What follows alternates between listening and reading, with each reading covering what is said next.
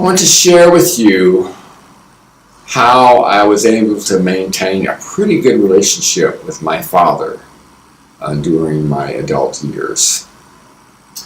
And in circumstances that could have been very difficult. My father had, as far as I can tell, a bipolar condition.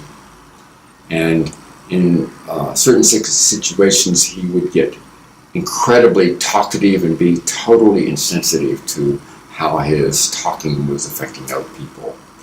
Now, maybe today I'd be able to handle that better, but at that time in my life, it just would drive me crazy to just listen to him in a state. But I wanted to have as good as possible relationship with my father.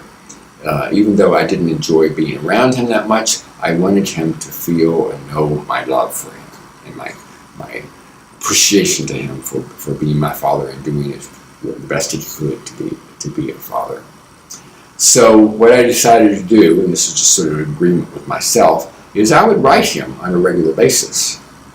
You know, I could sit down and write and express things to him, share things with him, even express my appreciation for him in different areas, and then he would write back and keep a correspondence going that way, and I could share with him and express my love for him that way.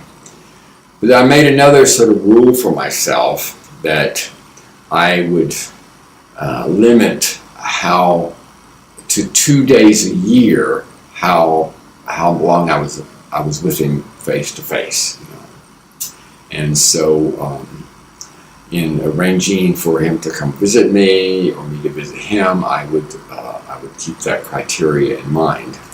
And in fact, I remember one time he came to visit, and he understood that it was going to be 2 days, but the day before he was supposed to leave the next morning, I noticed he wasn't really getting ready to leave, and so I showed some courage and to say, Dad, is there anything you need for me to help you get ready to leave for tomorrow?